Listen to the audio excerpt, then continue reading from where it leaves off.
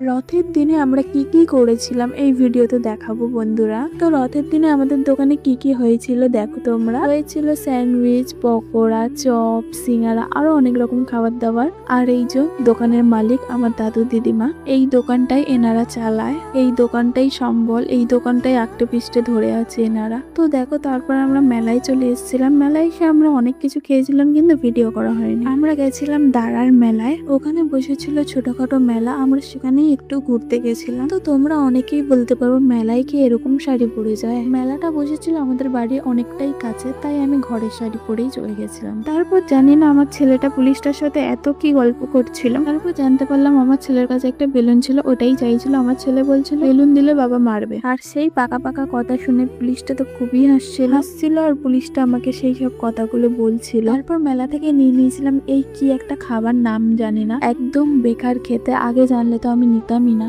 আর মেলায় তো রথের দিনকারে প্রচন্ড ভিড় হয়েছিল, অনেক ভিড় হয়েছিল। যখন ভিডিওটা করেছিলাম তখন তো অনেকটাই ফাঁকা ছিল, কিন্তু আমরা যখন প্রথমে যাই তখন প্রচন্ড ভিড় ছিল। মেলায় ঘুরে তো আমার খুবই কষ্ট হয়ে গেছিল, তাই আমি একটু বসে রেস্ট নিচ্ছিলাম। তারপর আমরা বাড়িতে চলে আসি। আর এই বাপ বেটার দুষ্টুমি তো রাস্তায় কম নেই। আর এই দেখো আমার ছেলে মেলা থেকে এইগুলো কিনেছে। আজকের ভিডিও এই পর্যন্ত, বাই।